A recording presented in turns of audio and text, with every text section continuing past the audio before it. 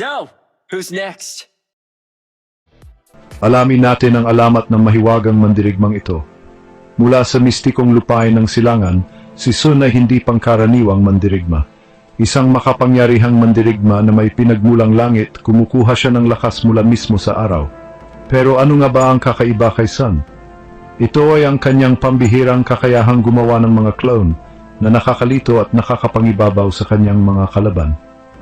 Isipin mo na haharap ka sa isang hero na pwedeng mapunta kahit saan, kahit kailan.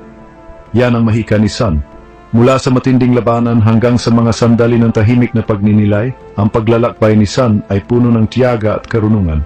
Itinuturo niya sa atin na ang tunay na lakas ay hindi lang pisikal, kundi nasa puso at diwa rin.